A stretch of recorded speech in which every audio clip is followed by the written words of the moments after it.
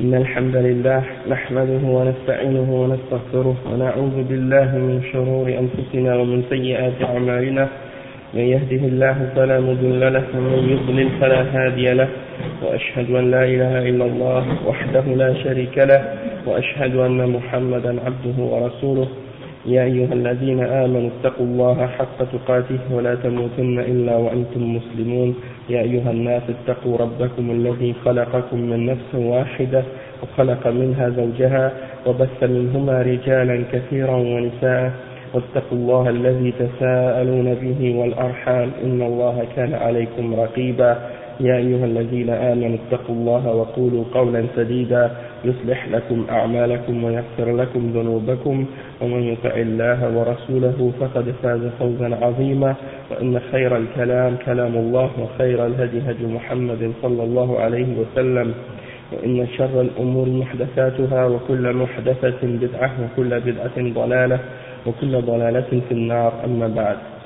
Donc, on commence aujourd'hui le cours 109 dans l'explication du livre Kitab al-Tawhid, et on est toujours dans le chapitre 39. Encore une fois, on explique qu'est-ce qui a rapport avec le fait que de juger par la loi d'Allah subhanahu wa ta'ala, ça fait partie du Tawhid, de l'unicité d'Allah subhanahu wa ta'ala, et de juger par autre que la loi qui est révélée par Allah subhanahu wa ta'ala, c'est quelque chose qui fait partie du shirk. D'accord, ça fait partie du fait d'associer avec Allah subhanahu wa ta'ala ses partenaires. Et on va expliquer, on continue l'explication des versets qu'on a mentionnés hier. On est dans les versets de Surat al-Nisa. On a commencé avec le verset 61, 62, 63. Et là, on continue comme ça. Le Cheikh, il dit, Cheikh al-Fawzan, il dit, وقال تعالى وما أرسلنا من رسول، يعني جميع الرسل عليهم الصلاة والسلام ومحمد ومنهم محمد صلى الله عليه وسلم إلا ليطاع بإذن الله بشرعه ودينه وبتوفيقه صلى الله عليه وسلم سبحانه وتعالى. فالواجب طاعة الرسول صلى الله عليه وسلم وعدم مخالفته ومن طاعته التحاكم إليه. Donc le cheikh il dit que Allah subhanahu wa ta'ala il dit, et nous n'avons envoyé de messagers excepté pour qu'ils soient obéis par la législation ou par la loi d'Allah subhanahu wa ta'ala et par sa religion et par son accord. Hein. Donc l'obligation pour chaque individu c'est d'obéir au messager et de ne pas le contredire. Et parmi qu'est-ce qui est inclus dans le fait d'obéir au messager, il y a le fait de juger selon la charia qu'il a amenée, selon la loi qu'il a amenée. D'accord? Donc, si tu es un croyant, tu dois juger selon la loi que Allah a envoyée par l'intermédiaire de son messager. Si tu dis je crois en Dieu, mais pour juger, quand il y a quoi que ce soit, un problème ou une divergence ou un désaccord ou quoi que ce soit, pour juger, tu retournes à autre chose qu'à la révélation de Dieu, autre chose qu'à la loi que Dieu a révélée, ça veut dire qu'il y a un problème dans ta foi, un problème dans ta compréhension ou dans ta foi en Allah subhanahu wa ta'ala. ثم بين صلى الله عليه سبحانه وتعالى أن هؤلاء لو تابوا ورجعوا إلى الله لتاب الله عليهم، فقال ولو أنهم إذ ظلموا أنفسهم، يعني لما حصل منهم ما حصل من التحاكم إلى غير كتاب الله وسنة رسوله صلى الله عليه وسلم، جاءوك فاستغفروا الله، وهذا عرض للتوبة، واستغفر لهم الرسول لأن استغفار الرسول صلى الله عليه وسلم شفاعة منه سبحانه وتعالى،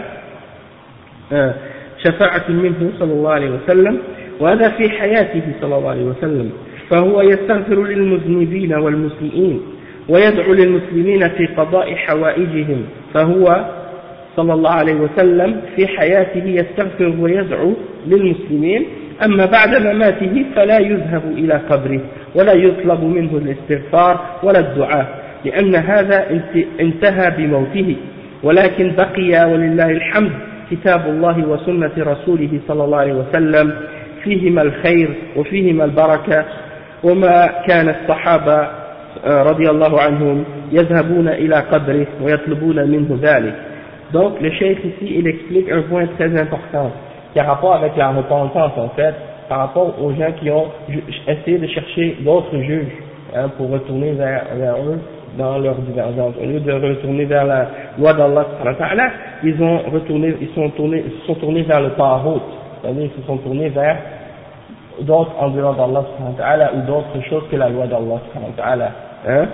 Et donc, le cheikh il explique qu'à la suite de ces versets-là, Allah il dit que ceux-là, ils étaient retournés, ceux qui se sont, disons, détournés du livre d'Allah et de la sunna du messager, sallallahu alayhi wa sallam, s'ils revenaient à Allah et qu'ils se repentaient à Allah, Allah aurait accepté leur repentance. Allah aurait accepté leur repentance, parce que l'être humain, il fait des erreurs et il fait des péchés. Et une fois que tu as fait des erreurs, puis une fois que tu as fait des péchés, ça ne veut pas dire que c'est fini, ça ne veut pas dire que tu es perdu, ça ne veut pas dire que tu n'as plus d'espoir. Il y a beaucoup de gens, on dirait que c'est ça qu'ils ont compris, ils pensent que ça y est, si j'ai fait une faute, ça y est, c'est fini, je ne peux plus revenir. Non, c'est pas vrai. Si tu as fait une erreur, la seule chose que tu as à faire, c'est d'admettre ce que tu as fait comme erreur et de demander pardon à Allah. Allah va te pardonner, mais il faut que tu sois sincère. Hein? Donc, par exemple, Allah il dit dans ce verset-là, et s'ils étaient revenus après qu'ils se soient fait de l'injustice envers eux-mêmes, après qu'ils se soient fait du mal envers eux-mêmes, en essayant de chercher d'autres juges, en essayant de chercher d'autres choses comme juges que le livre d'Allah et la sunna de son messager, et qu'ils étaient venus te voir, c'est-à-dire qu'ils étaient venus à toi, c'est-à-dire au messager, pour que, et qu'ils avaient demandé pardon à Allah, c'est-à-dire qu'ils étaient venus voir le prophète sallallahu alayhi wa sallam, et qu'ils avaient demandé pardon à Allah, et ça c'est un appel et un offre d'Allah, c'est-à-dire que Allah est en train de leur offrir de se repentir. Allah est en train de leur dire, voici, vous avez la possibilité et la capacité maintenant de revenir et de demander pardon pour votre péché.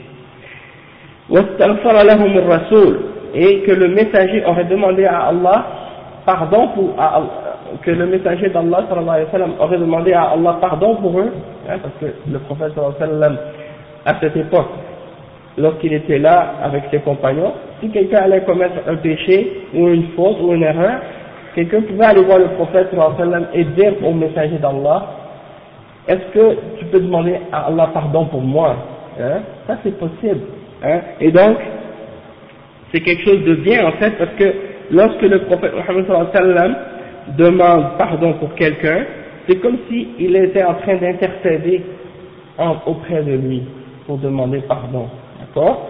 Et le cheikh il dit que ça c'est uniquement pendant sa vie, c'est-à-dire pendant la vie, pendant le vivant du prophète Muhammad sallallahu alayhi wa sallam. Et on n'a pas le droit, bien entendu, de chercher ça après sa mort, hein? Comme certains soufis, certains égarés parmi les gens qui se disent musulmans, qui vont à la tombe du prophète sallallahu alayhi wa sallam et qui pensent qu'ils peuvent demander le pardon du prophète sallallahu alayhi wa sallam après sa mort. Et ça c'est de l'idolâtrie et c'est du shirk. Et ça c'est interdit dans l'islam, hein? Mais ces gens-là, ils s'imaginent qu'il n'y a pas de différence entre quand il est vivant ou quand il est mort. Alors ils se permettent d'aller à la tombe d'un saint ou d'aller à la tombe d'un prophète ou une tombe de quelqu'un comme ça, puis quelqu'un qu'ils ont vu que durant sa vie il a fait des miracles, ou bien il a fait des bonnes actions, ou bien il a été pieux, donc ils disent bon, on peut aller lui demander pardon à Allah pour nous, ou d'intercéder en notre faveur. Et ça c'est de l'idolâtrie. Ça c'est chez la affaire que va faire avoir, il y a les chiites qui font ça aussi. Les chiites, eux, ça fait partie de leur religion, comme les soufis. Quand ils ont un malheur ou un problème, la première chose qu'ils font, c'est qu'ils se tournent vers la tombe. Ils se tournent vers le saint. Et ils s'en vont lui demander de leur porter secours ou de leur venir en aide. Hein? Donc c'est souvent les chiites, quand ils parlent aux gens, ils leur parlent avec un petit discours politique pour essayer de les pomper, pour les attirer, hein, pour leur montrer, hein, on est contre les Américains et tout. Puis après, quand ils ont un malheur, ils se tournent vers la tombe de Al-Hassan ou Al-Hussein, Ali et les autres, hein, qui sont des Sahaba et qui sont parmi les meilleurs musulmans, mais qu'on n'a pas le droit de prendre comme des intermédiaires entre nous et Allah subhanahu wa ta'ala, parce que ce sont des créateurs, hein. Donc il ne faut pas juste écouter le discours politique, il faut voir qu'est-ce qu'il y a en arrière comme égarement pour se préserver justement de tomber dans l'égarement. Le cheikh il dit que le prophète sallallahu alayhi wa sallam, durant son vivant, il demandait pardon à Allah subhanahu wa ta'ala pour ceux qui faisaient des péchés, et il invoquait, le prophète sallallahu alayhi wa sallam faisait des du'as, il demandait à Allah pour les musulmans, et il demandait à Allah subhanahu wa ta'ala par exemple d'aider quelqu'un s'il avait un problème, il demandait à Allah, il faisait des prières à Allah subhanahu wa ta'ala pour remplir les besoins de quelqu'un si quelqu'un avait un besoin quelconque, et ça c'est quelque chose qu'il faisait durant sa vie. Mais après sa mort, comme le cheikh dit, on n'a pas le droit d'aller à sa tombe, on n'a pas le droit de demander au prophète sallallahu alayhi wa sallam de demander à Allah pardon pour nous, ou de faire des du'as pour nous. Parce que ça c'est terminé après sa mort sallallahu alayhi wa sallam. Mais, alhamdulillah, il reste toujours le livre d'Allah subhanahu wa ta'ala et la sunna du messager sallallahu alayhi wa sallam. Et dans ces deux choses-là, il y a le bien. Dans le Coran et dans la Sunna, il y a tout ce qu'il y a de bien pour nous. Et il y a de la bénédiction dedans. Et même les compagnons du prophète Mohammed sallallahu alayhi wa sallam, ceux qui étaient avec lui, qui ont cru en lui, quand le prophète sallallahu alayhi wa sallam est mort, ils n'allaient pas à sa tombe pour lui demander quoi que ce soit.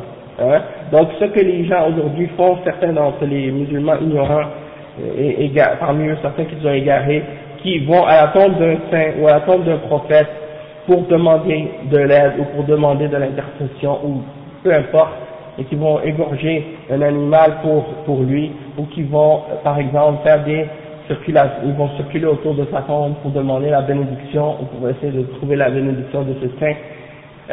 C'est important de savoir que tout ce qu'ils font, ils n'ont aucune preuve et aucune référence pour le faire.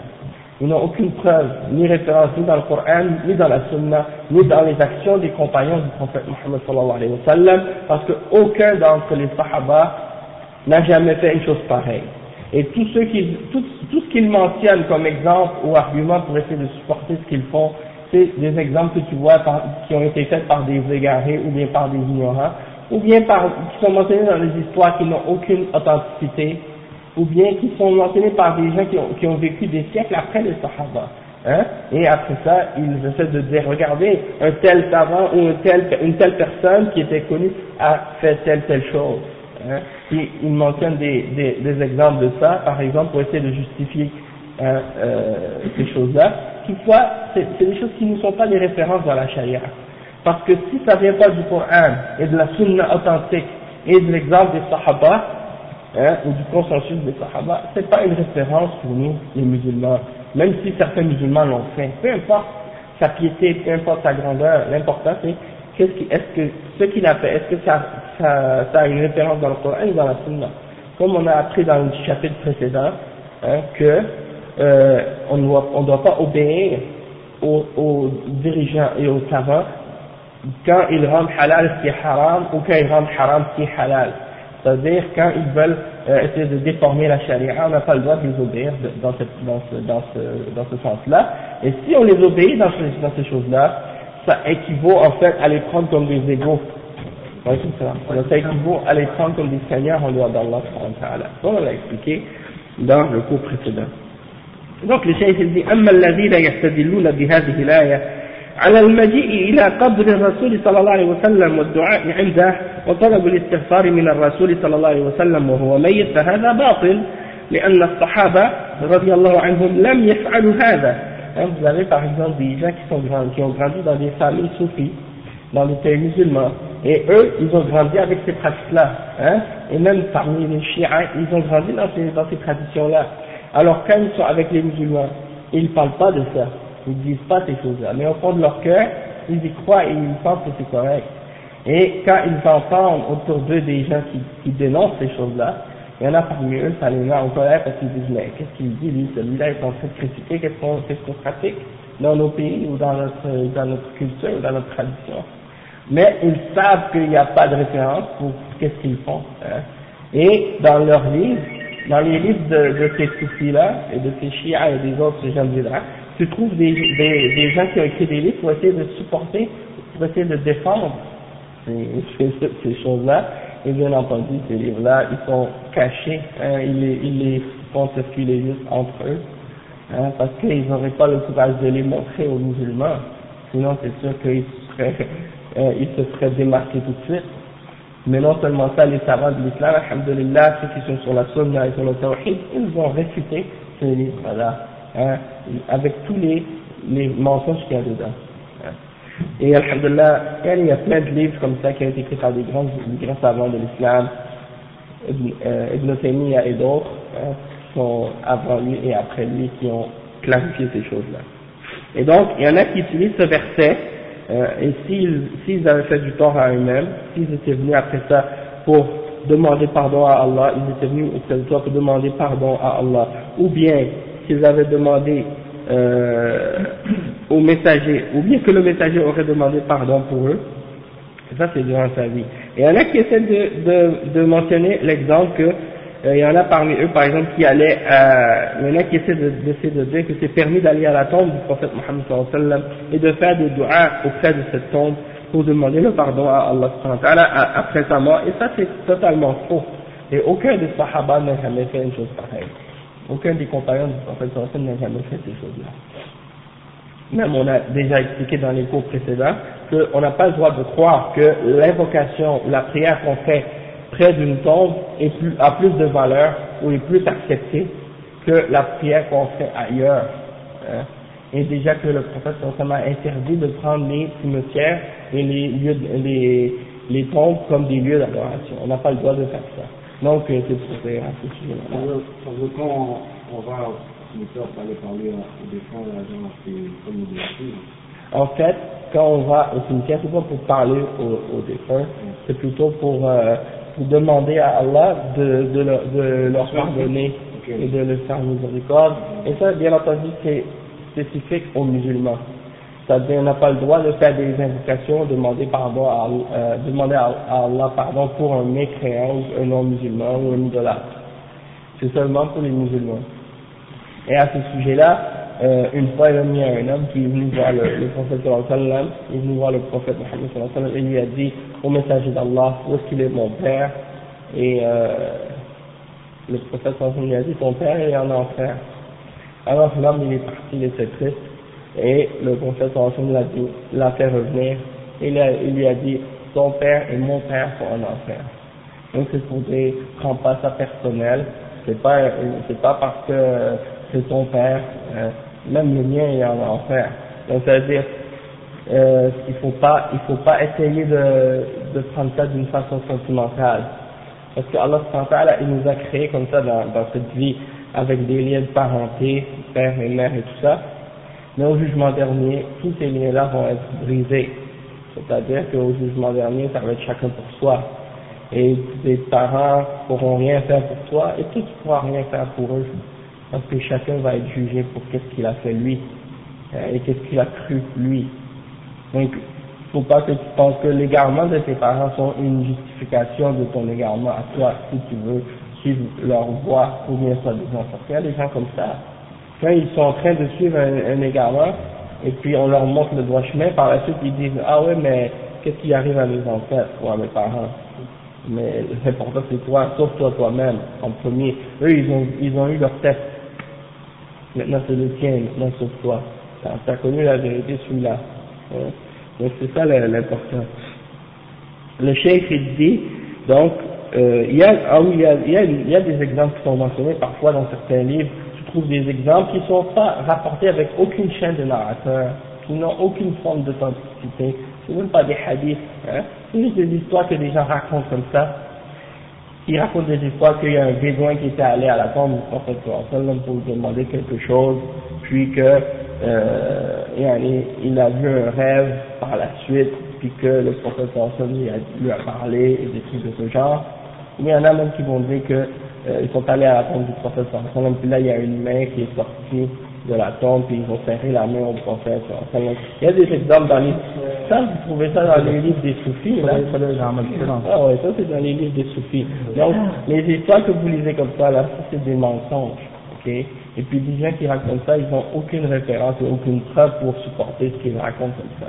Mais les soufis, ils utilisent ces histoires-là pour attirer les gens naïfs et la foule, et la masse. Ils leur racontent des histoires comme ça pour leur faire croire à des mensonges, comme les tabliers aussi racontent des histoires comme ça.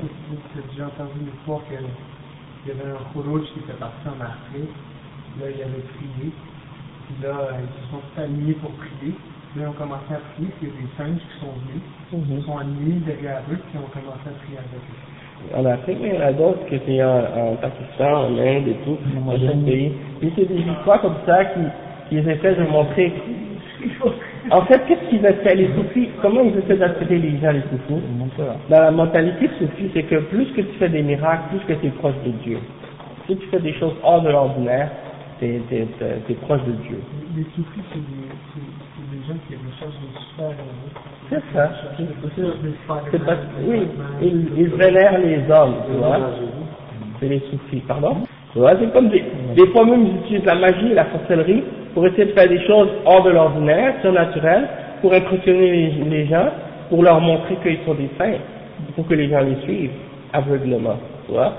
Donc, c'est vrai qu'il y a des gens qui peuvent faire des miracles, il n'y a pas de doute de ça.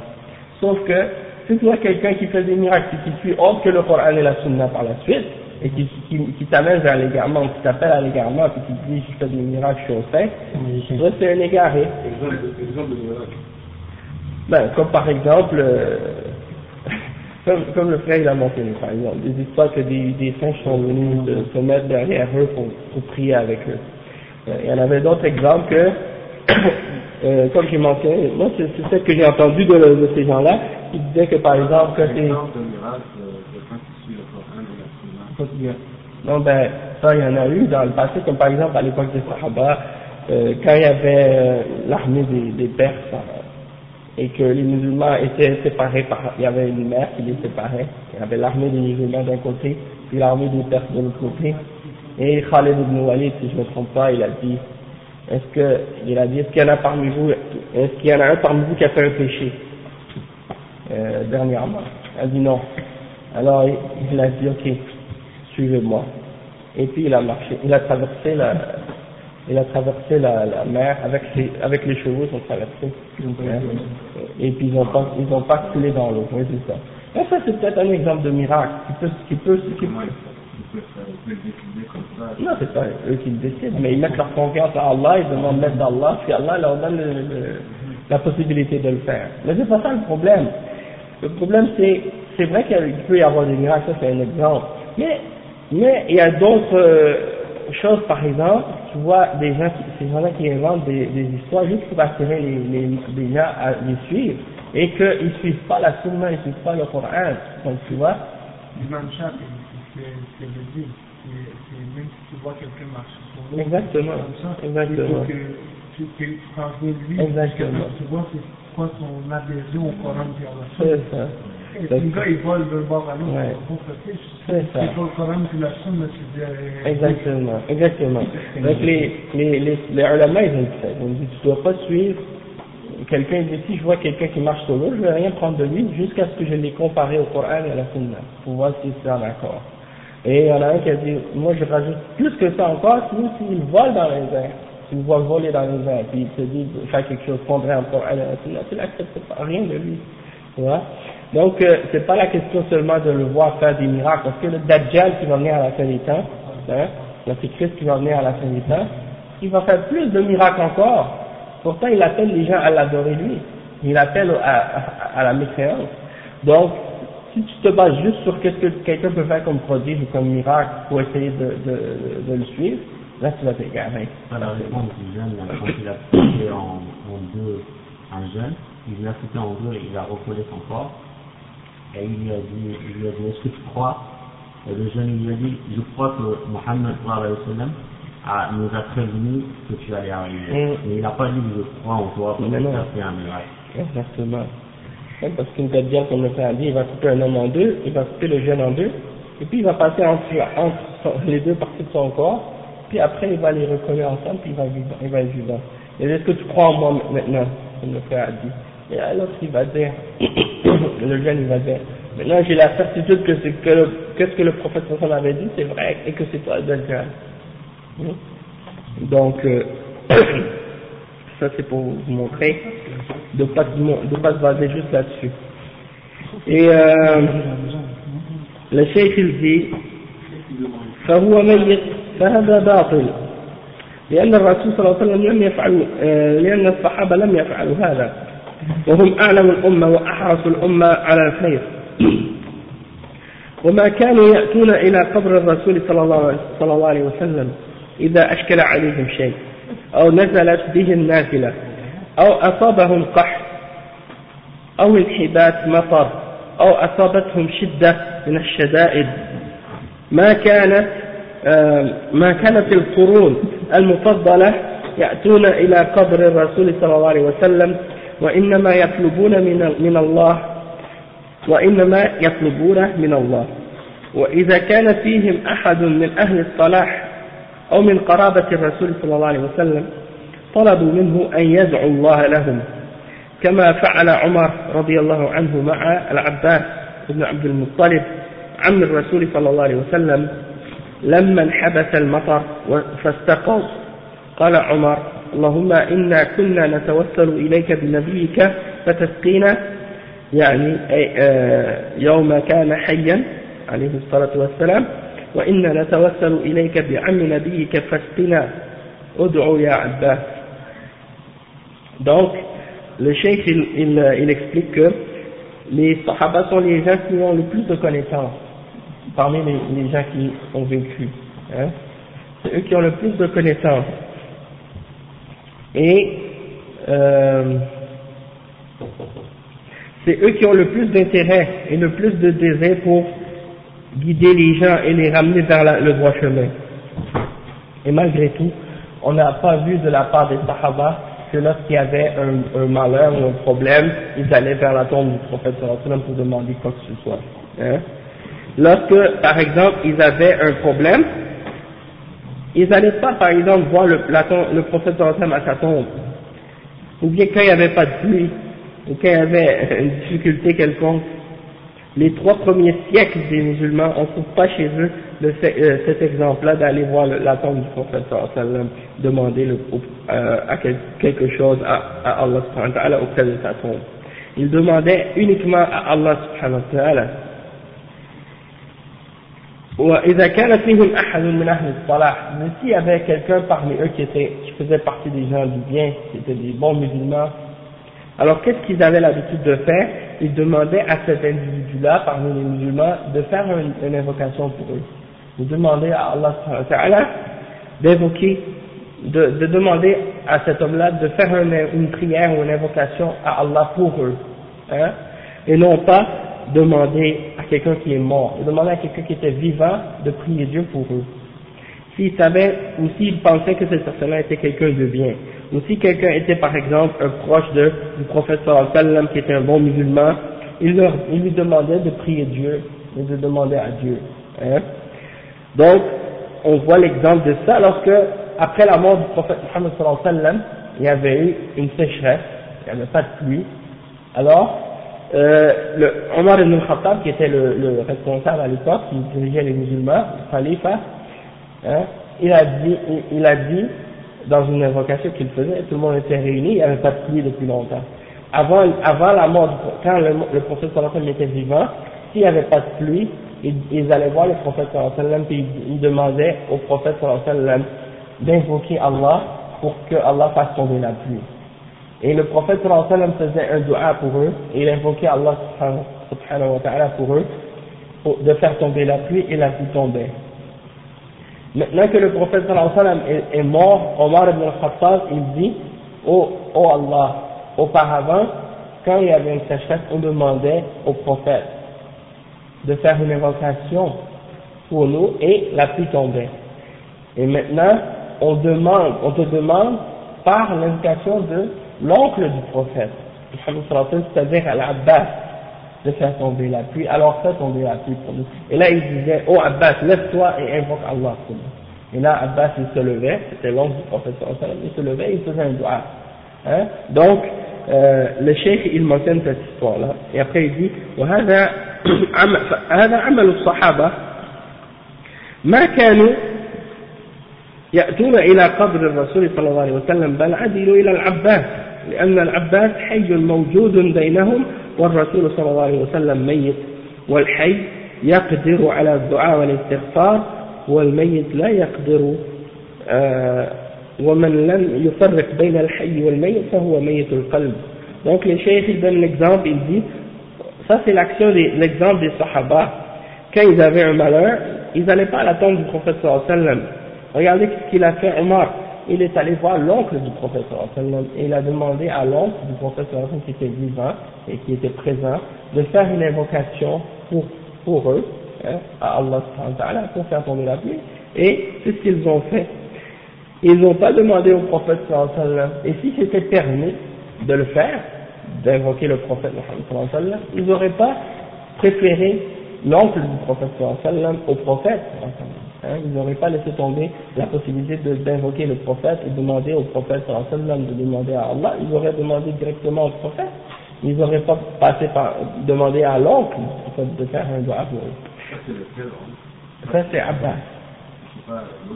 Abdul Muttalib, non, lui Abbas il était musulman. Et son fils, Abdullah ibn Abbas, était un des grands savants de l'islam. Eh oui, la vue tombée, en principe ils le font, quand ils le font, il y en a plus qui tombent. Là, le chef il dit donc qu'il faut faire la distinction entre le vivant et le mort. Hein? Donc le vivant, celui qui est vivant, quelqu'un qui est vivant, comme par exemple, si nous on disait par exemple au frère Hakim, fais un doigt, demande à Allah qu'il nous donne, par exemple, la baraka, ou qu'il nous donne quelque chose de bien, ou quelque chose qu'on a besoin, et que Hakim il se lève et qu'il fait un doigt à Allah pour nous. Ça c'est permis. Mais si le frère ou quelqu'un d'autre qui est mort, on se lève et on dit à la personne dans sa tombe, fais un doigt pour nous, ça c'est shirk. C'est pas la même chose, ça c'est pas permis. Hein? Eux ils font pas de distinction entre le vivant et le mort, ils disent si quand c'est vivant et quand c'est mort c'est pareil. Hein? Le cheikh dit وكذلك معاوية ابن أبي سفيان رضي الله عنه لما استسقى طلب من أبي يزيد الجرشي أن يدعو الله فدعاه. هذا عمل الصحابة وهم أفقه الأمة وأعلم الأمة ما كانوا يأتون إلى قبر الرسول صلى الله عليه وسلم وإنما كانوا إذا قدموا من سفر يأتون إلى قبر الرسول صلى الله عليه وسلم للزيارة والسلام على الرسول صلى الله عليه وسلم ثم ينصرفون ما كانوا يأتون ويدعون عند القبر أو يطلبون من الرسول صلى الله عليه وسلم الشفاعة أو يطلبون منه الاستغفار بعد موته هذا لا يجوز لأنه من وسائل الشرك. Le cheikh il dit l'exemple aussi de Muawiyah ibn Abi Sufyan qui dirigeait dans la région de la Syrie à l'époque, lorsqu'il y avait une sécheresse, il a fait encore al-istisqa, c'est-à-dire la prière de la demande de la pluie. Et il n'a pas demandé au prophète sallallahu alayhi wa sallam, puisque le prophète sallallahu alayhi wa sallam était déjà mort à cette époque-là. Donc, qu'est-ce qu'il a fait? Il a demandé à un de ses compagnons qui s'appelle Abu Yazid al-Jurashi de se lever et de faire un dua pour les musulmans. Et il l'a fait, il s'est levé, il a fait une invocation. Et c'est ça ce qu'on appelle at-tawassul. Le musulman il se lève, hein, il s'est levé, Abu Yazid al-Jurashi il s'est levé, al-Jurashi il s'est levé, il a fait son invocation, il demande à Allah de faire tomber la pluie. Donc, at-tawassul, c'est pas juste, est-ce que la porte est ouverte? Ouvrez-la parce que j'arrive pas à respirer.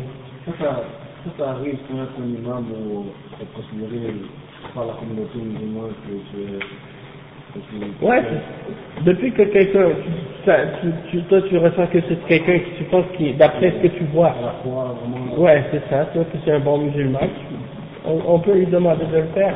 Et ça va arriver là, non, ça va. Non, c'est pas nécessaire, mais ça dépend. Parce que souvent, Allah il retient la pluie à cause de nos péchés.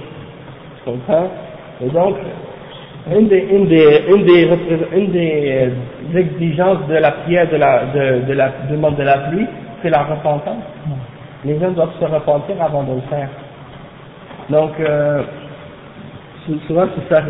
Même maintenant, ils font dans la structure, ils font une prière spécifique pour ça. Ouais.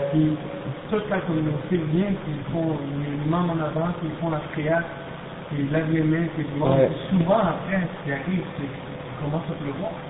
Ouais, c'est vrai. Moi, j'étais là-bas, j'ai vécu là-bas plusieurs jours. Pendant 3 ans, j'ai vécu en Arabie Saoudite. Puis quand il n'y a pas de pluie, le dirigeant, il dit, bon, demain, telle heure, il va avoir une prière de Istisqa. Et là, ils font l'Istisqa. Et quelques jours, soit le jour même ou quelques jours après, tu vois la pluie qui arrive. Ouais. Donc, et ça, c'est rare parce qu'en Arabie Saoudite, c'est pas comme s'il pleuvait régulièrement, là. Hein? En plusieurs années que j'étais là-bas, il y a plus que quelques fois, tu peux les compter sur tes doigts. Hein? Et quand il pleut beaucoup. Hein? T'as entendu l'histoire de Hassan qui a fait le Hajj? Après, Inch'Allah. Parce que sinon, on pourra pas finir. Bon. Là, le cheikh, il dit que lorsqu'ils sont arrivés, lorsque les Sahaba avaient un problème, comme on a dit, ils n'allaient pas à la tombe du prophète sallallahu alayhi wa sallam, ils allaient demander à celui qui était parmi eux qui croyait être bon.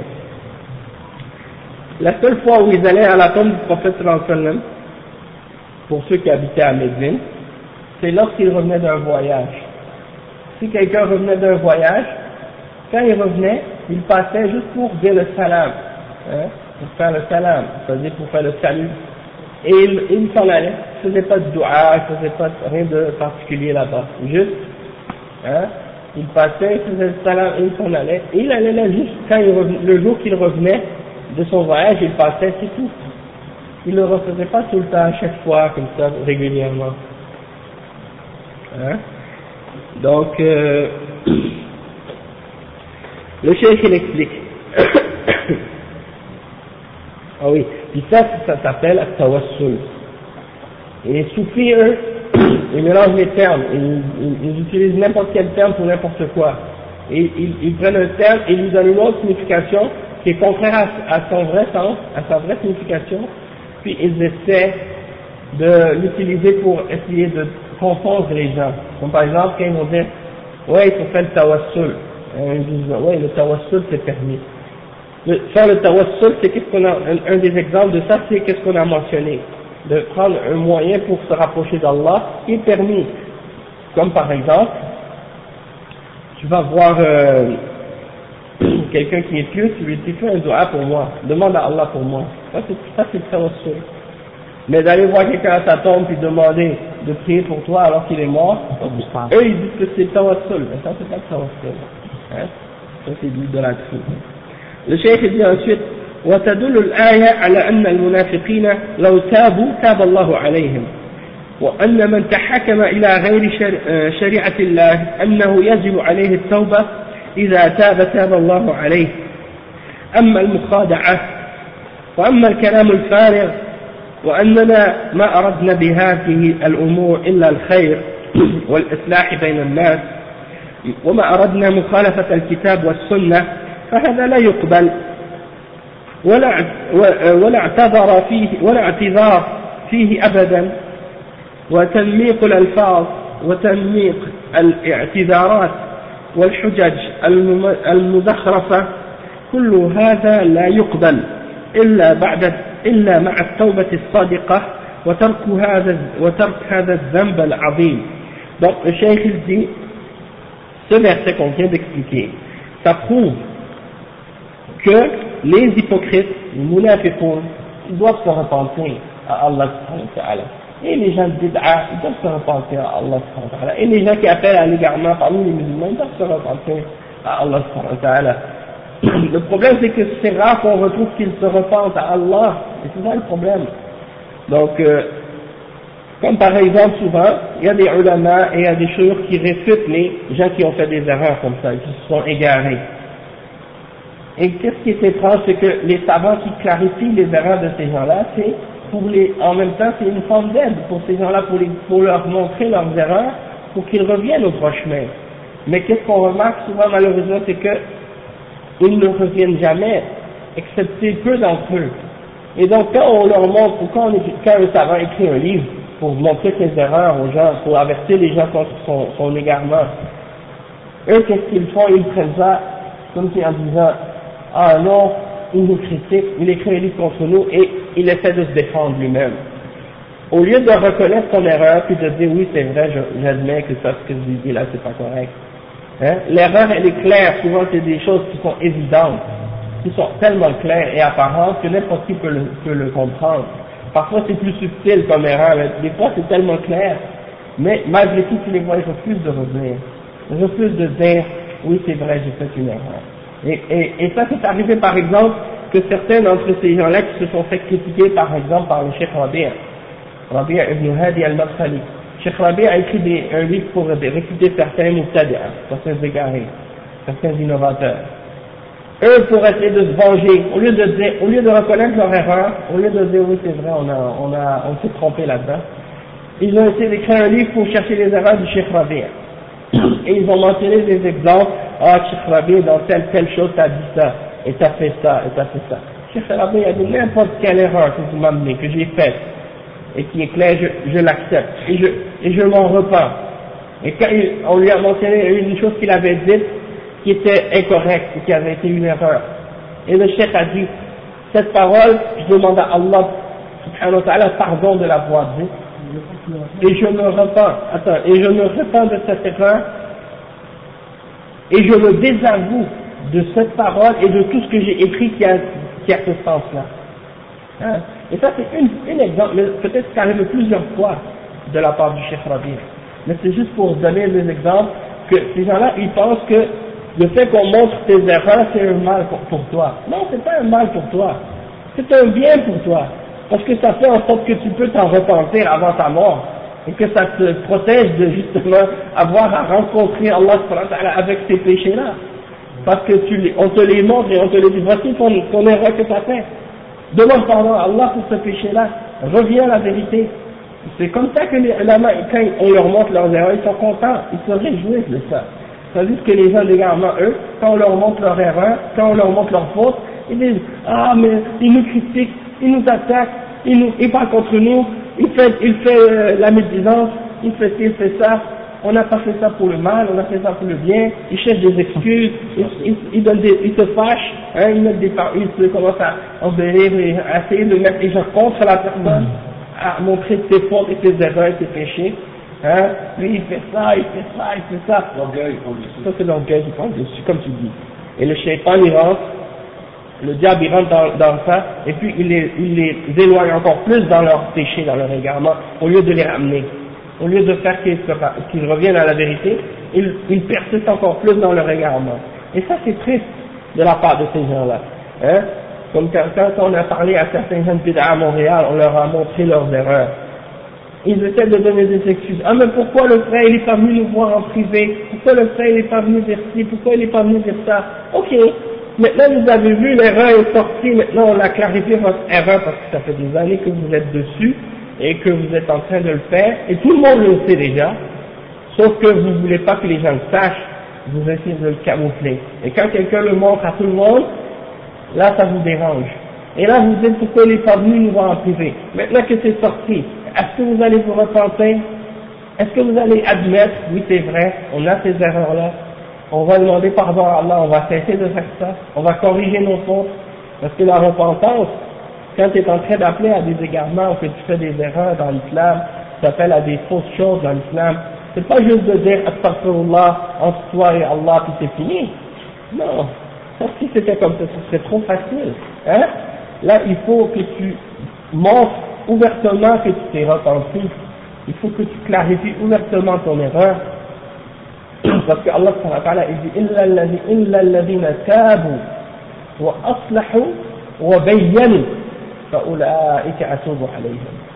Ça veut dire sauf ceux qui se sont repentis et qui ont fait une réforme, aslahu wa bayyanu, et qui ont clarifié, ceux-là je vais accepter leur repentance. Wa ana tawwab ar-rahim. C'est pas juste que tu dis astaghfirullah. Hein? Peut-être si tu as fait un péché en toi et Allah, ça se limite juste à toi, tu demandes pardon à Allah, oui, il accepte ta repentance. Mais quand c'est quelque chose qui a rapport avec l'islam, la religion, la bid'a, la da'wa, tu appelles des gens à des choses fausses, tu dis des choses contraires à la vérité dans la religion d'Allah, c'est pas juste là que tu vas dire astaghfirullah, tu te repens puis c'est fini. Là, dans un cas pareil, tu dois dire aux gens, clarifier, même si tu peux écrire un livre ou écrire un texte pour dire oui c'est vrai à telle époque j'ai dit telle chose et ces paroles-là j'ai réalisé maintenant qu'elles sont fausses et c'est incorrect ce que je disais et maintenant j'ai compris que la vérité est de dire que ce que Allah a dit et son messager a dit c'est la vérité et de réfuter ces paroles-là et c'est-à-dire de réfuter les paroles que tu disais auparavant et de montrer aux gens que ce que tu disais c'était une erreur et de revenir à la vérité. Comme l'imam Abu al-Hassan al-Ash'ari, par exemple, qui était Mu'tazili pendant 40 ans de sa vie, quand il a quitté les Mu'tazila, il est monté sur le minbar et il a dit je me sépare de la croyance des Mu'tazila comme vous me voyez enlever mon manteau. Il a enlevé son manteau et il a lancé. Il a dit la même façon que j'enlève le manteau et que je le jette, la même façon je rejette la croyance des Mu'tazila. J'ai plus rien à voir avec cette secte ni avec ces gens-là, je me repens. Et il a écrit des livres pour réfuter les Mu'tazila. Et par la suite, mais étant donné qu'il n'était pas tout à fait non plus sur la sunna à cette époque-là, et qu'il était sur la croyance d'Ibn Kullab, et bien, par la suite de ça, avant sa mort, il a écrit des livres pour réfuter justement les croyances qui étaient incorrectes pendant cette période intermédiaire. À la fin de sa vie, il est revenu à la sunna et il a écrit le livre qui s'appelle Al-Ibana, puis Usul al-Diyana, et dans ce livre-là, il a réfuté ses erreurs précédentes. Il a dit voici ma position maintenant, je suis sur la voie des ulama de Ahl Sunnah et de l'imam Ahmad et de tous les savants de l'islam qui étaient sur la Sunnah. C'est-à-dire, il a corrigé l'erreur. Il n'a pas juste dit, par exemple, oui, ça y est, j'avais une erreur, et puis je demande pardon à Allah. Non. Il a clarifié son erreur, il est revenu sur son péché. Donc les gens qui sont sur un manhaj qui est erroné et contraire à l'islam, contraire à la Sunnah, et qui ont réalisé que ce qu'ils font ou ce qu'ils disent est contraire à la vérité, ils sont appelés à la repentance, ces gens-là. Tous ceux qui ont dit des choses fausses, qui ont appelé à juger par autre que la loi d'Allah, qui ont appelé à l'égarement, ils doivent se repentir. Et ils doivent non seulement se repentir entre eux et Allah, mais se repentir également devant les musulmans en clarifiant leur position et en réfutant leurs mensonges et leurs égarements. Et donc ça c'est un exemple que j'ai donné pour que les gens disent que si on trouve des erreurs sur toi ou à ton sujet, c'est pas un mal et c'est pas un problème. Amenez les erreurs qu'on a fait, que ce soit moi ou n'importe qui, Inch'Allah, c'est pas parce qu'on critique les autres qu'on n'accepte pas la critique. Si on critique les autres, c'est pour leur bien. Et si eux, ils veulent trouver en nous des fautes, alhamdulillah, même si c'est par orgueil ou par fierté ou par vengeance, c'est pas grave. Tant que c'est supporté par la preuve, Inch'Allah, on va l'accepter. Et on va s'en repentir de nos erreurs, Inch'Allah. Le cheikh il dit, mais d'essayer de tromper les gens, d'essayer de montrer qu'on voulait le bien, et de continuer à contredire le Coran et la Sunna, ça c'est pas accepté. Le cheikh il dit, وكثير ممن يحكمون القوانين اليوم ممن يدعون الإسلام يعتذرون بأعذار باطلة فيقال لهم إن كنتم تريدون الحق فارجعوا عما أنتم عليه وتوبوا إلى الله كما عرض الله التوبة على من كان قبلكم أزيلوا هذه القوانين وهذه الطاغوتية إن كنتم صادقين توبوا إلى الله وتوبوا إلى الله والله يتوب على من تاب أما الاستمرار على الذنب مع إظهار التوبة والاستغفار فهذه مخادعة لا تجوز لأن شروط التوبة الإقلاع عن الذنب والعزم أن لا يعود إليه والندم على ما فات ثم قال فلا وربك لا يؤمنون. Donc le cheikh explique ici, il dit que beaucoup des gens parmi ceux qui jugent par les lois faites par les hommes aujourd'hui, qui se détournent de la loi d'Allah subhanahu wa ta'ala et qui prétendent appeler à l'islam, mais on en a ces gens-là maintenant, même ici à Montréal, des gens comme ça, qui appellent les gens à juger par d'autres que la loi d'Allah subhanahu wa ta'ala, et une chose qui est étonnante par la même circonstance, subhanallah, c'est que vous avez des musulmans qui viennent vivre ici au Canada, qui quittent les pays musulmans pour venir vivre dans les pays de couple et de shit, et qui viennent s'établir ici, comme s'ils ont le droit, et qui pensent que c'est permis de s'intégrer dans la société. Eh bien, vous les voyez, ces musulmans-là,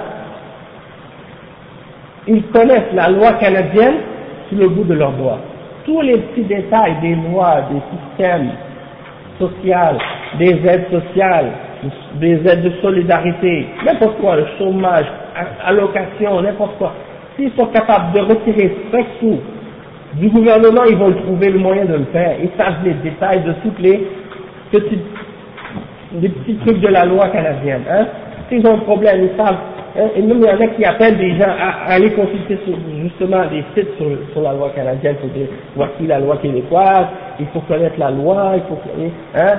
Et puis même il y en a qui appellent après comme ça avec Ramadan en France et disent il faut que les musulmans en France étudient la loi, il faut qu'ils étudient la loi parce que c'est leur loi, ils sont français. Hein, donc c'est la loi française, pour nous, c'est notre charia, et des trucs de ce genre. Hein, ouais, il dit qu'il faut trouver notre charia en France. Il dit la charia en France, pour les musulmans, c'est la constitution de la France, c'est ça la charia. Il dit pour les pays de l'Europe, la charia c'est la loi de l'Europe. Donc c'est les lois d'Europe. C'est ça ce qu'il dit. Donc c'est pour vous dire ces gens-là, maintenant, ils appellent les musulmans à connaître. Et tu vois que certains d'entre ces gens-là, qui se disent, qui se disent des musulmans ouverts et intégrés, eh bien, subhanallah, ils connaissent les lois des kuffars mieux que les lois de l'islam.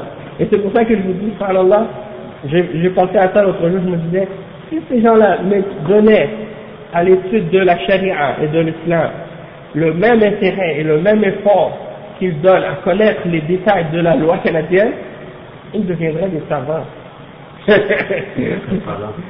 sont pas là, ils deviendront des savants. Malheureusement, tu les vois, ils donnent beaucoup d'intérêt à connaître les petits détails de la loi. La loi telle 121, article B, la loi alinéa E, je sais pas quoi, la loi dans le code pénal de tel, ou le code civil, ou le code de truc de ci, de ça. Subhanallah, comme si c'était un livre révélé d'Allah. Hein? Comme si c'était une révélation. Comme s'il n'y a pas, ça y est, ça c'est écrit dans la loi, ça y est, voilà. Alhamdulillah. Ça c'est une taroute, cette loi des hommes, c'est une taroute. Et on n'a pas le droit de s'y référer, excepté en cas de nécessité. Si c'est un cas de nécessité, tu n'as pas le choix. On s'appelle une justice, tu dois t'en sortir, tu dois régler le problème, tu as le droit d'avoir recours à cette loi pour t'en sortir dans un cas de nécessité. Mais pas de le prendre comme une référence, comme si c'est pas de problème, c'est permis, khalas, on y va, les yeux fermés. Si on essaie de briser avec cette loi-là, tu peux prendre cette loi-là et attaquer avec gens. Ouais, dans le sens que si quelqu'un te fait des injustices, et toi tu veux te défendre, ou tu veux voir, t'as pas le choix, il n'y a pas d'autre recours légal, il n'y a pas de tribunal islamique, donc tu es obligé, t'as pas le choix. Dans ce cas-là, c'est permis. C'est comme si, par exemple, t'as besoin de manger, t'es dans le désert, tu vas mourir de faim. Tu trouves un oiseau qui est mort, qui a été attaqué par un autre animal, il l'a laissé là, t'as faim, tu vas mourir de faim, tu le prends, tu le fais cuire, tu le manges. C'est pas permis de le manger, parce que cette viande-là est haram, elle n'a pas été égorgée avec le nom d'Allah. Mais étant donné que tu es dans une situation de nécessité où tu risques de mourir, si tu manges pas, tu le prends, tu le manges, juste pour rester en vie. Et bien la même chose dans le cas où quelqu'un est ici, il a besoin, là, il y a un problème. Quelqu'un là, quelqu'un est passé, je sais pas moi, il a cassé sa voiture, cassé la vitre de sa voiture, il l'amène en cours pour avoir son argent, parce qu'il refuse de payer. Hein, ou des trucs comme ça. Tu as passé à ton frère musulman, tu lui as passé de l'argent, et lui il dit non, tu m'as jamais prêté rien. Hein, tu l'amènes en cours pour avoir ton argent.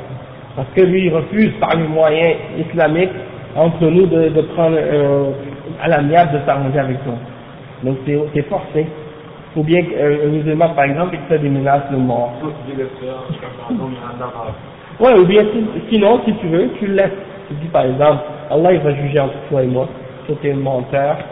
Allah il va te juger, il va te punir au jugement dernier. Si tu veux, tu le laisses comme ça, Allah il va s'en charger. Bien sûr, la punition d'Allah est plus grave que la punition des créatures. Hein? Donc c'est des exemples que je donne pour faire comprendre le principe, mais c'est que de voir que des gens musulmans qui viennent au Canada, qui connaissent les détails de la loi, et qui connaissent les détails, hein, si tu as besoin de quelque chose, tu as un problème avec t'as pas reçu telle somme d'argent du gouvernement, ah, mais c'est ton droit, mais vas-y demander ça, ils vont, hein, puis il y en a, c'est ça, surtout les immigrants quand ils viennent d'arriver, les nouveaux là, ils se disent tous les uns les autres là, tu sais, hein, t'as le droit à ça, hein, t'as le droit à ça, hein, et là ils te donnent les trucs en fait, ou bien si tu veux, hein, tu prends le DS, tu travailles en dessous de la table, et puis après tu fais de l'argent comme ça, donc ils te donnent plein de trucs comme ça, ils connaissent toutes les magouilles du système, pour essayer de tromper la société, pour essayer de faire de l'argent pour mettre dans leur poche. Et il y en a des musulmans, Allah le ta'ala, hein, c'est pour vous dire, subhanallah, ils sont par exemple, sur le bien social, ils travaillent en dessous de la table, ils font des voyages, ils font des belles vies, hein, et puis comme si rien n'était. Et ça, et déjà bon, comme c'est ça. Même déjà prendre le BS, si c'est pas une nécessité, t'as pas le droit de le prendre. Parce que on n'a pas le droit de rabaisser, de faire la mendiance dans l'islam. Et de tendre la main. Et encore pire, si c'est un cas, s'il demande de l'argent. Tu ne dois pas dépendre sur un non-musulman. Parce que tu es en train de te rabaisser. Sauf si c'est un cas vraiment extrême, nécessité, tu t'en prends juste pour le moment où tu en as besoin pour justement pas être dans les ennuis, puis aussitôt que tu trouves un moyen de te supporter toi-même, tu l'aides, tu n'as pas besoin de continuer là-dessus. Mais si par exemple par la suite, comme le président, tu dois te souvenir à tes propres besoins puis essayer de trouver un travail pour essayer de t'occuper de toi-même. En dessous de la table, c'est pas permis. J'ai demandé à un chef, Mohamed Al-Maliki, une fois, il m'a dit non, c'est pas permis. Parce que c'est une forme de trahison, une forme de mensonge. Pourquoi? Parce que tu sais que tu travailles pas, puis tu travailles, c'est un mensonge. Et le musulman, il doit pas mentir. Si tu travailles en dessous de la table, tu dois le dire que tu travailles en dessous de la table. Et si tu fais ça, ils vont t'enlever la différence. Qu'est-ce que tu gagnes? Ils vont te l'enlever. Le cheikh, il dit, يعتذرون بأعذار باطلة فيقال لهم ils cherchent des excuses, ce sont des fausses excuses comme on a dit. Mais le cheikh il dit qu'on doit leur dire, si vous voulez vraiment la vérité, alors revenez de ce que vous avez, de ce sur quoi vous êtes en train de suivre là, revenez de ça, repentez-vous à Allah subhanahu wa ta'ala. Hein? Parce que le problème de beaucoup de musulmans ici, c'est pas juste qu'ils font des péchés, mais ils essaient de justifier leurs péchés qu'ils sont en train de faire, pour essayer de les défendre. Et c'est ça le plus grave. Déjà, tu es en train de désobéir à Allah, de contredire la religion d'Allah, ça c'est déjà un péché en soi. Mais d'essayer de dire non, c'est pas un péché, ou non, c'est correct, ça c'est de l'hypocrisie carrément. Hein, c'est de la malhonnêteté. Comme si par exemple, si moi par exemple, ou n'importe qui d'autre parmi les musulmans est en train de faire quelque chose et il découvre que c'est haram. Le minimum d'honnêteté qu'il doit avoir, c'est de reconnaître que ce qu'il fait c'est haram. Il faut dire oui c'est vrai, c'est haram ce que je fais. Et je demande pardon à Allah, je vais essayer de l'abandonner le plus vite possible. Que Allah me donne la force pour que je sois capable de cesser de le faire le plus tôt possible. Hein? Qu'il augmente ma foi pour que je sois capable de l'abandonner facilement. Mais au lieu de ça, qu'est-ce que tu trouves? Non, c'est pas haram. Mais non, c'est permis. Ça, c'est grave. Il y a des gens comme ça. Des musulmans comme ça. Ils rendent halal ce qui est haram pour avoir bonne conscience. Devant les gens, hein, pour que les gens ne les jugent pas. Hein, surtout les non-musulmans. Il y en a des musulmans ici, au Québec et ailleurs. Quand ils parlent avec des non-musulmans, ils leur racontent n'importe quoi. Ils leur racontent n'importe quoi. Pourquoi? Pour que les koufars ne les jugent pas. Pour que les koufars ne disent pas à leur sujet, ah mais tu ne respectes pas ta religion, tu ne respectes pas ta religion. Ils ne veulent pas ça. Hein?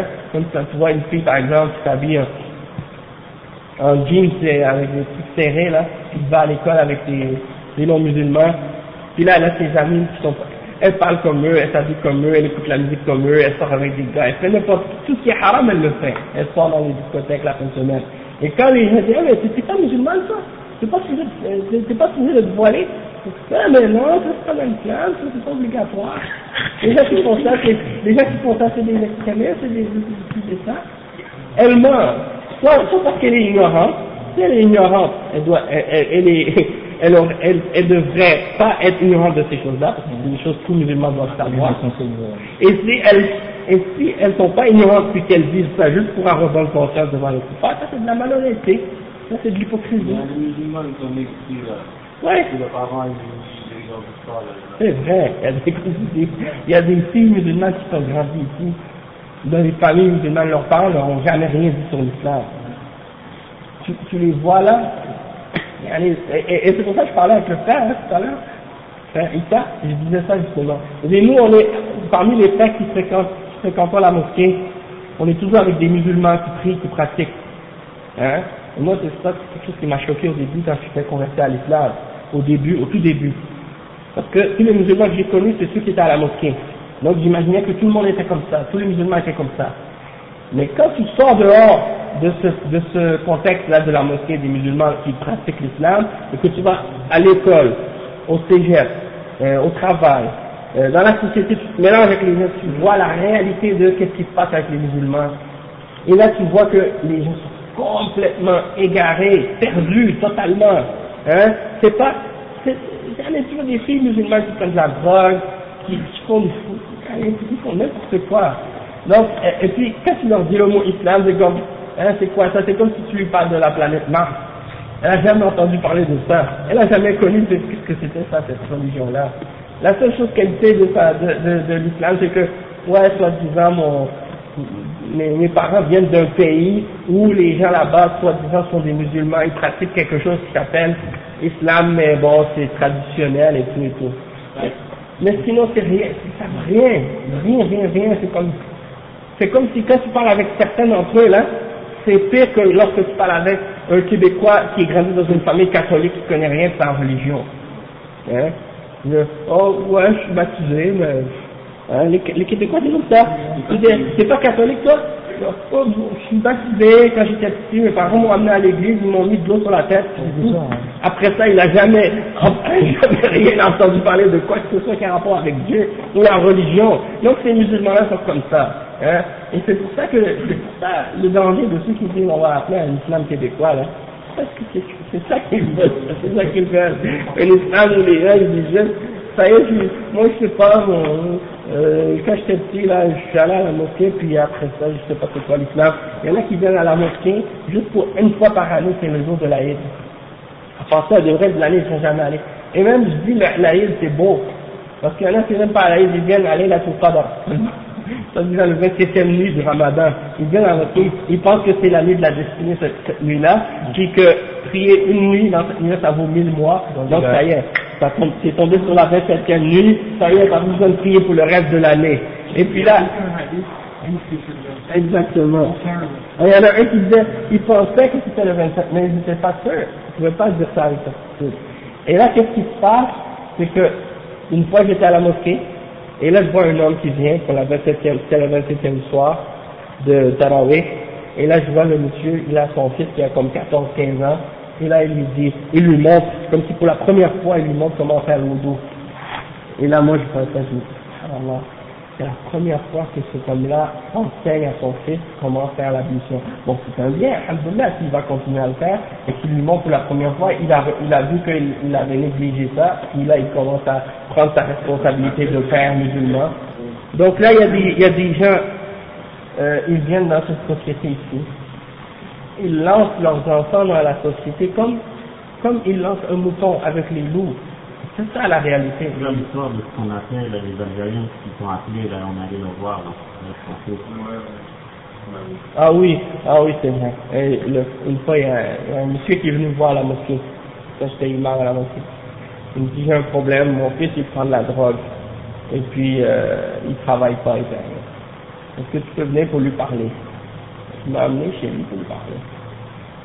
Le seul problème de cet homme-là, c'était pas que son fils prenait de la drogue puis qu'il faisait pas sa religion. Le seul problème qu'il avait, c'est qu'il ne travaillait pas. Mon fils ne travaille pas, il ne faut rien, il reste à la maison toute la journée. C'est ça son problème. Pas parce qu'il ne fait pas la salat, pas parce qu'il ne lit pas le Coran, pas parce qu'il ne sait pas de connaître le but de son existence dans ce monde. Et quand tu regardais l'endroit où cet homme-là vivait, il a le confort matériel. Il a une très belle maison, hein, en banlieue de Montréal.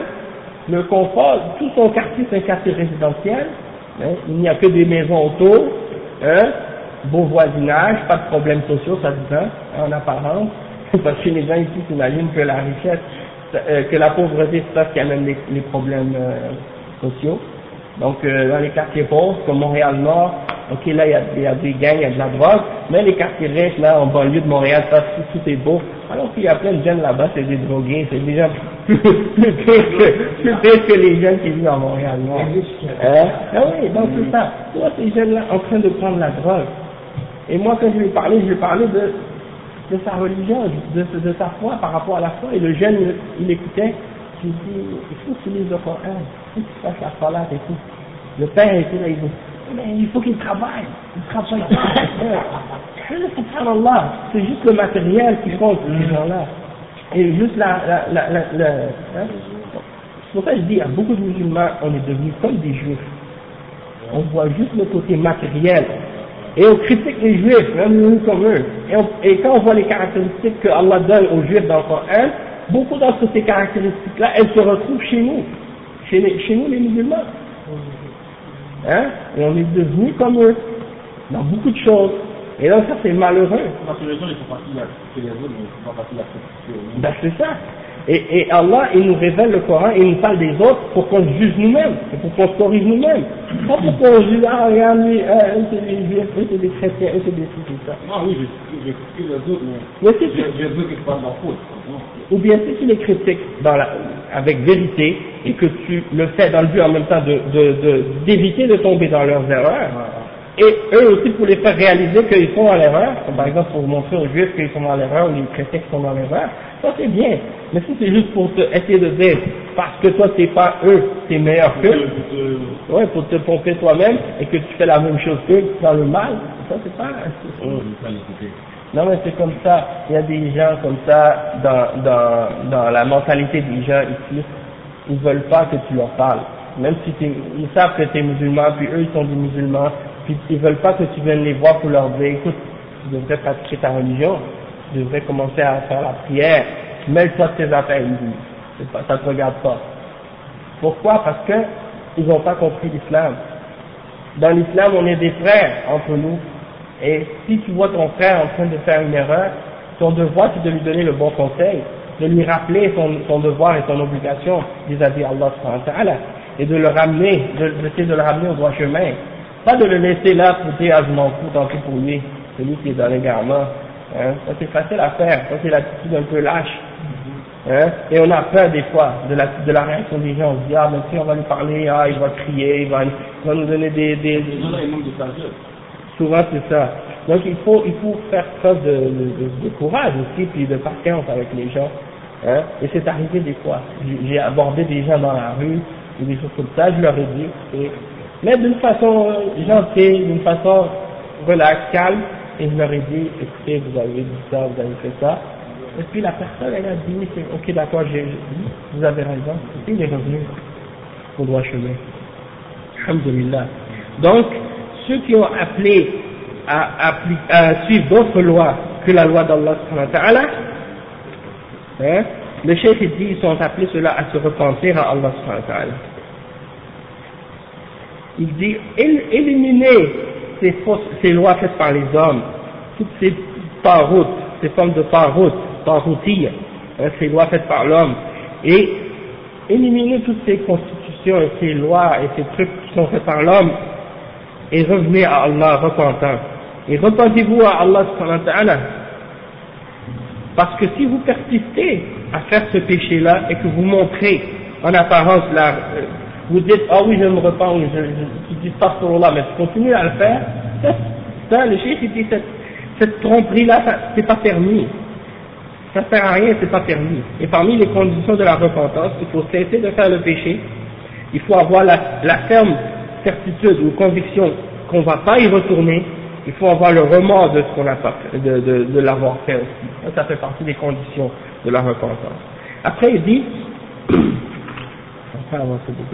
le chef il dit حتى يحكموك فيما شجر بينهم من النزاع والاختلاف وهذا كما ذكرنا عام للاختلاف في الخصومات التي تنشب في الأعمال أو غيرها وفي العقائد وعام في الخصومات والمذاهب والآراء الفقهية وعام في الخصومات في المناهج الدعوية التي انقسم فيها الناس اليوم يجب أن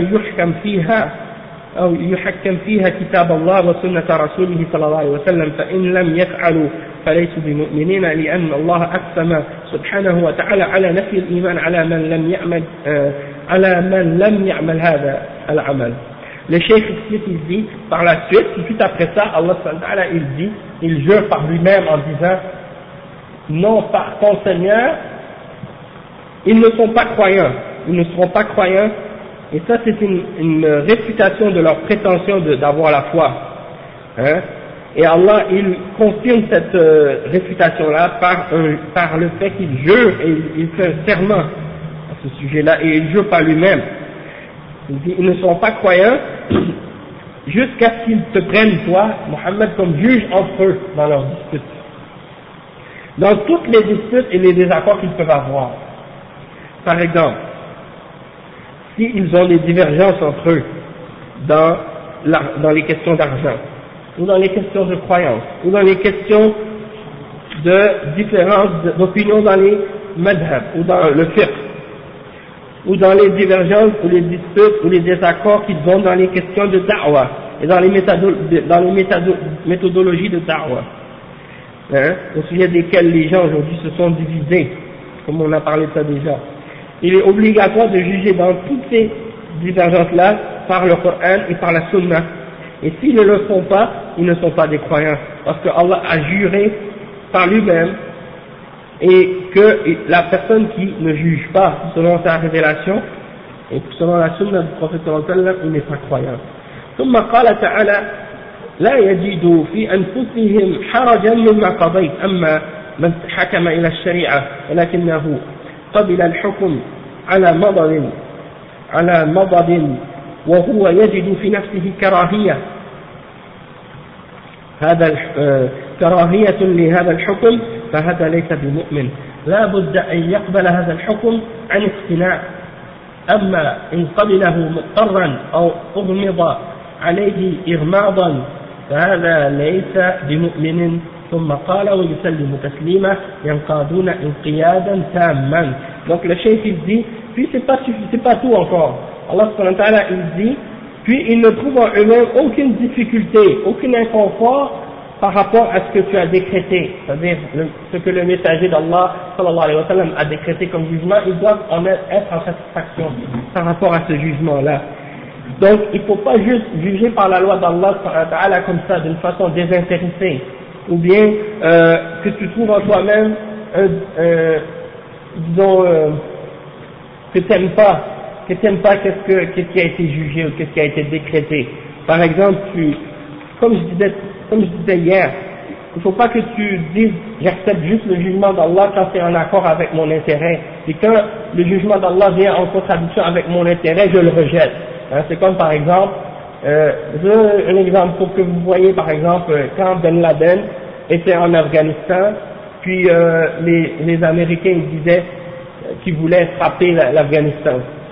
L'Arabie Saoudite on dit à Ben Laden, regardez, si on va éviter que les Américains rentrent en Afghanistan, rends-toi, hein, viens, rends-toi à nous, c'est-à-dire à l'Arabie Saoudite, nous on va juger selon le Coran et la Sunna, et on va établir sur toi le verdict d'Allah subhanahu wa ta'ala. Et lui qui soi-disant un de ceux qui prétendent vouloir appliquer la charia, il a refusé le jugement de la charia.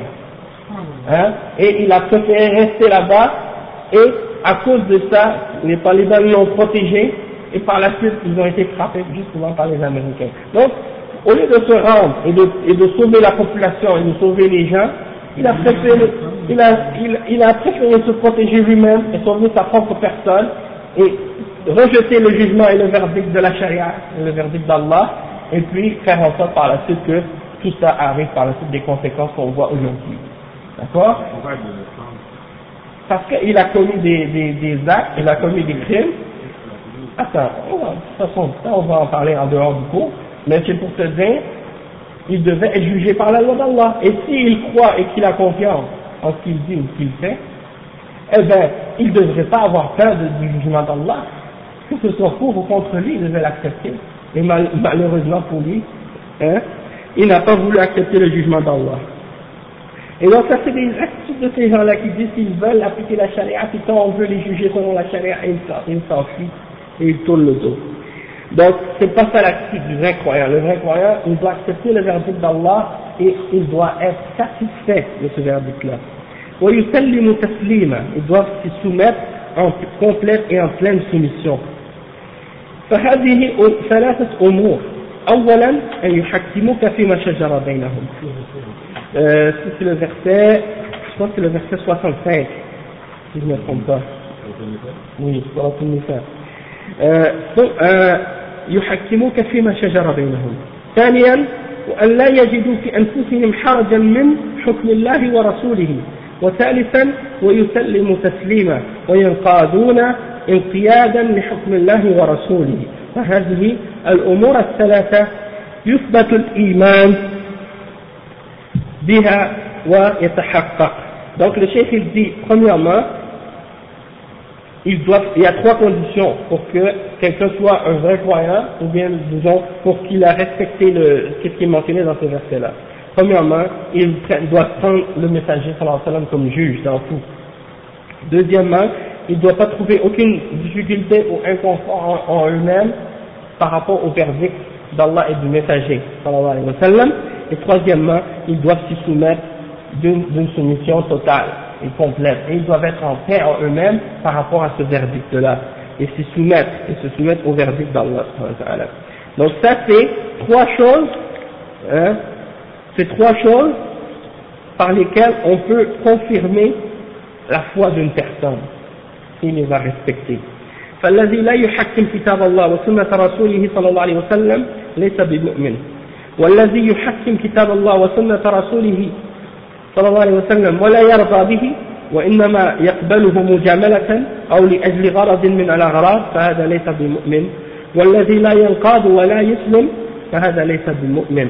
Le cheikh il dit, donc celui qui ne juge pas par la loi d'Allah et de son messager, parce que dans le livre d'Allah et par la sunna du messager sallallahu alayhi wa sallam, il n'est pas croyant. Ça c'est un, pour la première catégorie.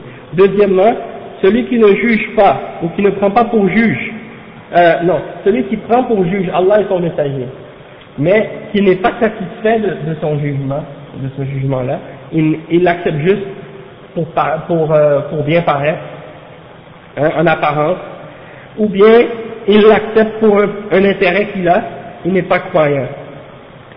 Et celui qui juge par la loi d'Allah et de son messager, mais qui ne se soumet pas à ce verdict-là, et qui ne l'accepte pas dans son cœur, alors celui-là il n'est pas croyant. ثم أيضا ليس المقصود أن التحاكم إلى الشريعة هو مجرد تحقيق الأمن والعدالة بين الناس، هذا لا يكفي، لا بد أن يكون تحكيم الشريعة تعبدا وطاعة لله. فالذين يحكمون الشريعة من أجل ما فيها من المصالح والعدل بين الناس فقط فهذا لا يدل على الإيمان. لا بد أن يكون تحكيم الشريعة صادعا عن إيمان وتعبد لله سبحانه وتعالى وطاعة لله سبحانه وتعالى، لأن هذا من التوحيد. أما الذي لا يقبل من الشريعة إلا المصالح الدنيوية والعدالة الحاصلة بين الناس في هذه الدنيا فهذا لا يكفي، بل يحكم الشريعة طاعة وتعبدا وخضوعا لحكم الله سبحانه وتعالى، ولهذا صار تحكيم الشريعة من التوحيد. Le cheikh il dit, puis ensuite, le but de juger par la charia et d'appliquer la charia, c'est pas juste d'établir la justice entre les gens, ça c'est pas suffisant. Si par exemple, parce que pourquoi il y a des gens qui appellent à la justice maintenant, et qui disent l'important c'est la justice, sans que ce soit par rapport que tu crois que cette loi-là vient d'Allah et qu'elle soit la vérité qui vient d'Allah et que c'est obligé pour un croyant de s'y référer. Il pense que l'important c'est juste la justice. Donc, c'est un petit peu équivalent à quelqu'un qui ne serait pas musulman, puis qui trouverait que la charia est meilleure que les lois faites par l'homme, pas parce que c'est la vérité qui vient d'Allah, mais juste parce que c'est logique, ou parce que ça vient en accord avec les intérêts de la justice des hommes, pas parce que c'est obligatoire de le faire. Le cheikh il dit, si c'est juste pour ça, alors ça c'est pas suffisant. C'est pas suffisant pour que quelqu'un soit croyant. Il faut absolument que lorsque tu établis le verdict et le jugement de la charia, il faut que ce soit fait par adoration et par obéissance pour Allah subhanahu wa ta'ala. Donc ceux qui jugent juste par la charia parce que c'est en accord avec leur intérêt et que ça établit soi-disant une justice seulement entre les hommes, ça prouve pas que quelqu'un a la foi et c'est pas basé sur une foi. Et il faut absolument donc que pour que le jugement que tu te bases sur, quand tu fais un jugement, tu te bases sur la charia, il faut que ça vienne et que ce soit établi sur une foi et une adoration et une obéissance pour Allah subhanahu wa ta'ala. Et ça c'est le tawhid. Mais celui qui n'accepte de la charia que ce qui est en accord avec ses intérêts dans la vie d'ici-bas, et que, soi-disant que ça amène la justice entre les hommes, ça c'est pas suffisant. Et en fait, il faut juger selon la loi d'Allah et la charia d'Allah par obéissance et par adoration et par soumission pour le verdict d'Allah subhanahu wa ta'ala. Et c'est pour ça que la charia et le fait de juger selon la charia, ça fait partie du tawhid.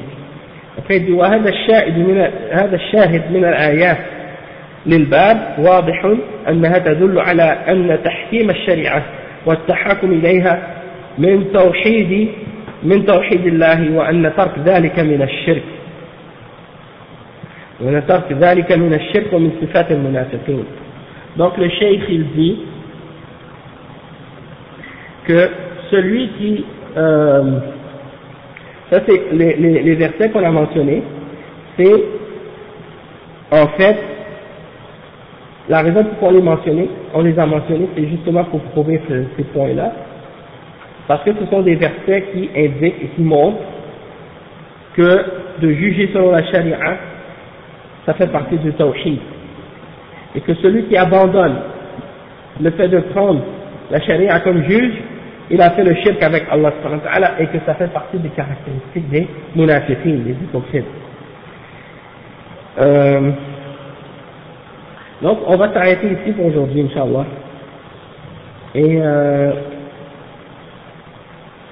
on va s'arrêter ici, puis on continuera ça bi'idhnillah la semaine prochaine. سبحانك اللهم وبحمدك أشهد أن لا إله إلا أنت أستغفرك وأتوب إليك.